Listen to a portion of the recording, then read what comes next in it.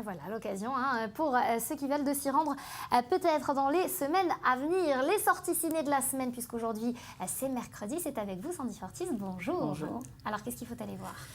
Eh bien, on commence avec le dernier film de Claude Lelouch, Chacun sa vie, un nouveau film à sketch dont le réalisateur est devenu maître. Pour le porter, Claude Lelouch a réuni un casting impressionnant, pas moins de 26 personnalités, de Jean Dujardin à Elsa Zilberstein, de Christophe Lambert à Antoine Duléry, en passant par Gérard Darmon, Liane Folly ou Stéphane de Groot. Plusieurs surprises également, avec Johnny Hallyday dans son propre rôle, et même l'avocat Éric Dupond-Moretti, devenu président de tribunal le temps d'un film. Des personnages qui ne se connaissent pas, mais qui se retrouvent unis le temps d'un procès de cour d'assises. Apéritif pour commencer? Non, on va commencer avec un divorce par consentement mutuel. C'est vraiment vous? Elle vient de là, elle vient de bleu. On annonce plus de mauvaises nouvelles. Il y a actuellement un sosie qui me fait beaucoup de tort. Je peux avoir vos papiers d'identité? Je le chanterai toujours. Allumez le feu! Allumez le feu! Ok, c'est bon, allez. Allez, autre comédie française avec ce film d'Éric Lavenne, L'embarras du choix. Alexandra Lamy y joue le rôle de Juliette, grande indécise, incapable de faire le moindre choix dans la vie. Forcément, ça pose problème, surtout quand elle tombe amoureuse de deux hommes à la fois. Une gaffeuse, deux Roméo et des copines déjantées. Tous les ingrédients sont réunis pour une grande comédie. C'est quoi ton nom? Étienne. Paul McCallahan. Bonsoir, papa. Tu lui dis pas que j'ai un petit problème à faire des choix. Tu veux bien être ma femme? Do you want to be my wife? J'ai jamais eu une seule demande en mariage de toute ma vie et toi t'en chopes deux en une seule journée. Tu sais que j'ai bien réfléchi là, pour la date du mariage. Le 12 juillet. Le 12 juillet. Là, on peut plus reculer, Ouais. Et on va changer complètement de registre avec 1 minute 54. Exactement, avec ce film de Yann Ingland, on passe dans un tout autre univers, celui du harcèlement scolaire. 1 minute 54, c'est le chrono que doit atteindre Tim aux 800 mètres pour battre Jeff, un jeune de sa classe qui le harcèle depuis 4 ans. Un harcèlement exacerbé par les réseaux sociaux. Tourné au Canada, dans un vrai lycée, au milieu de vrais lycéens. Pendant les heures de cours, les réactions des jeunes sont réelles et authentiques puisqu'ils ne connaissent rien du scénario. Un film qui fait réfléchir et qui mérite d'être vu dans tous les lycées. Tu commences à jouer dans la tête à Jeff avec tes chronos. Mais fais attention là parce qu'il ne sera pas faire. Lâche-moi! Traite-moi de princesse une autre fois. C'est qui? Je suis pas un stool. Vous comprenez pas comment ça fonctionne dans une école, vous? Je sais plus comment t'en jouer. Il y a juste deux façons de régler ces problèmes. Ou tu te la fermes, puis tu dis absolument rien. Ou tu règles ça par toi-même, puis moi, c'est cette option-là que je prends. Un sujet particulièrement important et touchant. Merci beaucoup Sandy de nous en avoir parlé ce matin. Alors le festival du film français, il ouvre en Israël. Ça commence demain. Du coup, les cinémathèques de Tel Aviv, Jérusalem, Haïfa, Holon, Rosh Pina et Sderot notamment vont accueillir plusieurs films français. Et celui qui va ouvrir le festival, eh bien, c'est un sac de billes. Vous voyez l'affiche à l'écran. Nous, ce matin, on reçoit Jonathan Alouche, le scénariste du film. Bonjour. Merci de nous avoir fait l'honneur de venir sur notre plateau. Alors, on va regarder un petit aperçu, petit rappel pour ceux qui l'ont déjà vu de ce film. On en reparle juste après. T'avais pas passé l'âge de ce genre de bêtises, hein? Non. Et là-bas non plus! Tu vas voir, toi. On ta garde, tu vas t'en prendre une. Y a un problème? Faut partir d'ici. C'est trop dangereux. Baisse-toi. Vous allez me jurer que jamais vous direz à qui que ce soit que vous êtes juif. Promis. Joe. T'es juif?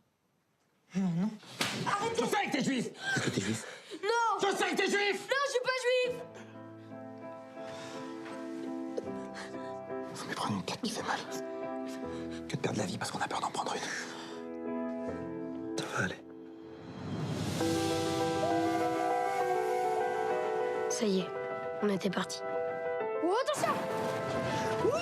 Voyager libre comme on l'avait jamais été. Tu sais que tu pues des pieds, toi? Toi, tu pues du cul. Je te porterai jusqu'au bout du monde s'il le fallait.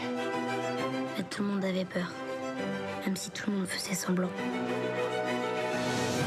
On a fini par oublier qu'on fuyait quelque chose. Je veux les voir. Il me manque. On peut pas rester ensemble, Joe. C'est trop dangereux. Allez, allez. Il faut regarder devant maintenant et pas te retourner.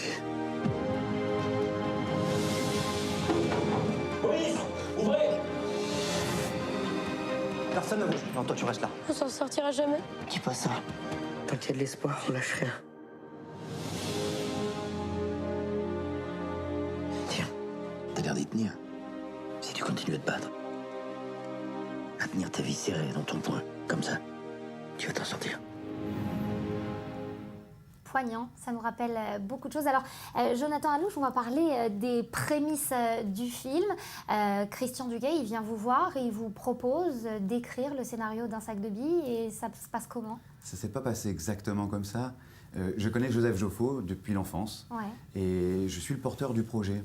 C'est moi qui suis allé le vendre à Quad Production et le proposer. Donc c'est dans le sens inverse que ça s'est passé. C'est dans le sens inverse en fait. Et... Je fais partie des enfants du sac de billes. J'ai biberonné au sac de billes. J'ai découvert la lecture avec le sac de billes.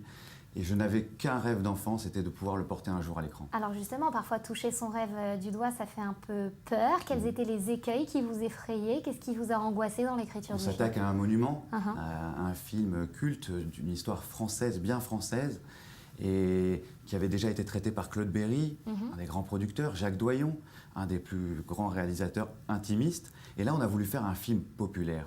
Et on a voulu retranscrire ce qu'il y avait vraiment dans le livre, c'est-à-dire cette émotion, passer du rire aux larmes. Chose qu'on avait un peu perdue dans Le Doyon, qui était plus un film intimiste, un film d'auteur. Alors justement, comment on s'y prend très techniquement en tant que scénariste pour être influencé d'une certaine façon par ces films, par le livre bien évidemment, mais pour ne pas en avoir comme seule source ces moments-là, ces aspects-là de ces films? Comment vous avez écrit? La chance que j'avais, c'est que j'étais en relation avec Joseph Joffo et je pouvais travailler avec lui quotidiennement. D'ailleurs, c'est avec lui, avec sa fille Alexandra Guesmar, que j'ai coécrit le scénario original. Et on a pu tirer la véritable histoire derrière le livre, qui avait été déjà une fiction, puisque tout livre et toute histoire est fictionnée. Et on a réussi à redonner une certaine vérité et une profondeur dans un grand film au cinéma.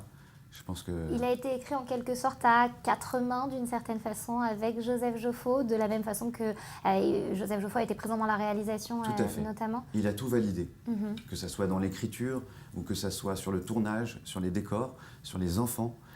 C'est la première fois, chose qu'il n'avait pas faite sur le premier film, qu'il se met autant en avant et qu'il adoube complètement finalement cette nouvelle adaptation.